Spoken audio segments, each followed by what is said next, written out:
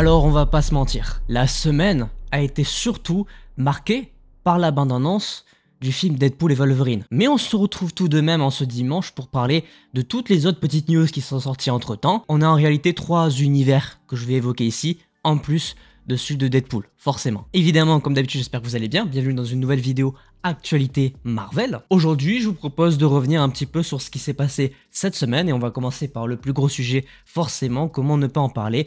La nouvelle bande-annonce de Deadpool et Wolverine s'est dévoilée en ce lundi 22 avril, je crois. Et on peut dire que c'est une bande-annonce qui a fait l'unanimité. J'en ai fait évidemment une vidéo réaction sur la chaîne qui est déjà disponible et que vous pouvez retrouver juste ici. Et comme d'habitude, évidemment, pour accompagner la bande-annonce, on a plein de choses. Au total, 3 nouvelles affiches très originales qui se détachent un petit peu des affiches très classiques, très triangle du côté du cinéma. On sent qu'il y a à la fois un jeu entre les deux acteurs qui se connaissent très bien, qui sont des meilleurs amis dans la vie. Je parle évidemment de Ryan Reynolds et Hugh Jackman. J'en ai pas parlé, mais il y a aussi évidemment le réalisateur qui est très pote avec eux, Sean Levy. Et au-delà de ça, on sent que Marvel Studios mettent le paquet sur la promotion de Deadpool et Wolverine. Il faut rappeler que c'est le seul film Marvel Studios de l'année 2024. Donc Marvel Studios compte énormément là-dessus. Il ne faut pas que ce soit un échec, autant sur la critique qu'au box-office. Et personnellement, je sais qu'il y a beaucoup de gens qui sont pas d'accord avec moi, mais je mise sur un score au box-office de 2 milliards. Si le film est de qualité, je pense qu'il en est largement capable. Alors ce trailer, évidemment, il nous dévoile pas mal de choses sur le synopsis, on va pas y revenir, j'en ai déjà parlé dans la vidéo réaction, mais par contre ce qui est cool, c'est qu'il officialise le retour de certains personnages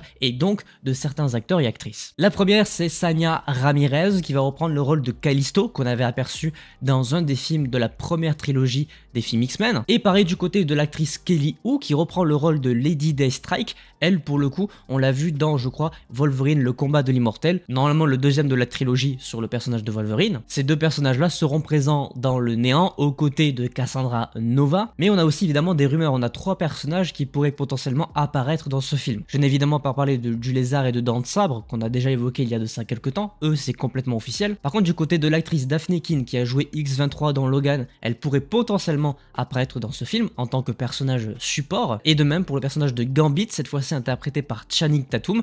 Ce serait vraiment 2 personnages qui seraient là pour supporter le personnage de Wolverine, possiblement dans le fameux univers Old Man de Wolverine. Et enfin, le 3e personnage, lui, est plutôt lié au TVA. Forcément, comment ne pas y penser? Le TVA aura une place très importante dans le film Deadpool et Wolverine, on l'a vu dans les 2 trailers. Et bien c'est tout simplement le chasseur B15 qui est interprété par Wumi Mosaku qui pourrait apparaître dans ce film. Et quand on a vu la saison 2 de Loki, on sait qu'elle a pris une sacrée importance au sein du conseil. Je crois même qu'elle en est la présidente.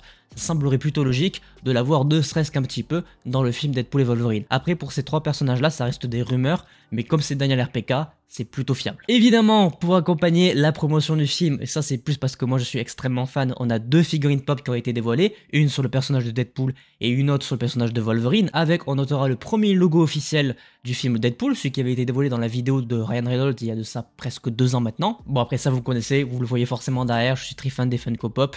Je les achèterai quand je pourrai. Et évidemment, pour rappel, le film sortira le 26 juillet aux États-Unis et le 24 pour nous en France. Voilà du côté de Deadpool et Wolverine. Il y avait beaucoup de choses à dire et en même temps c'est normal, c'était le gros sujet de cette semaine du côté de Marvel Studios. Pour finir cette vidéo, je vous propose de parler de 3 news officielles. La première, ça concerne Sony, on va vite fait en parler, ça concerne Kraven le chasseur, vous savez ce film qui aurait dû sortir en 2023. Et bien écoutez, il a été encore une fois reporté de juillet à décembre 2024. Faut rappeler quand même qu'on a une affiche du film et une bande-annonce qui est déjà sortie l'année dernière. Et le film n'est toujours pas sorti et il se fait encore une fois reporter.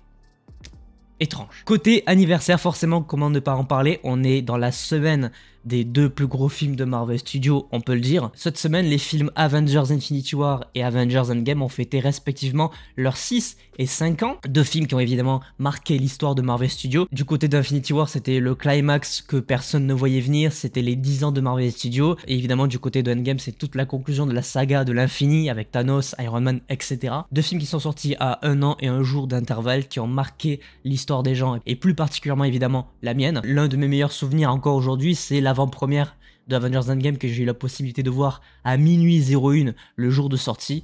Un moment exceptionnel évidemment, un film qu'il fallait ne pas manquer au cinéma. Et enfin, pour terminer cette petite vidéo actualité Marvel, je vous propose de parler jeux vidéo, puisque oui, on en a parlé il y a quelques temps, le jeu multijoueur 6v6 Marvel Rivals s'était dévoilé, et là on a eu quelques images du gameplay, notamment avec le personnage de Loki. Je vous fais passer quelques images, on a aussi 2 informations importantes, c'est que Hela et Galacta, la fille de Galactus, seront dans la bêta fermée qui arrive je crois le 10 mai prochain. Personnellement, vous le savez, je l'ai dit, c'est un jeu qui me tente énormément. Si j'ai la possibilité d'y jouer, ça se fera très probablement en stream, donc je vous invite à regarder dans la description pour aller voir ma chaîne Twitch. Voilà tout ce qu'il ne fallait pas manquer cette dernière semaine du côté des actualités Marvel. Vous l'avez compris, on s'est surtout concentré sur le film Deadpool et Wolverine, gros film événement de cette année 2024, peut-être même le film le plus attendu par la plupart des gens. Évidemment, comme d'habitude, je vous donne rendez-vous dimanche prochain pour parler des prochaines actualités autour de l'univers Marvel. Si celle-ci vous a plu, je vous invite à laisser un petit pouce bleu, à vous abonner, activer la cloche pour ne pas manquer les prochaines vidéos. Et sur ce, portez-vous bien,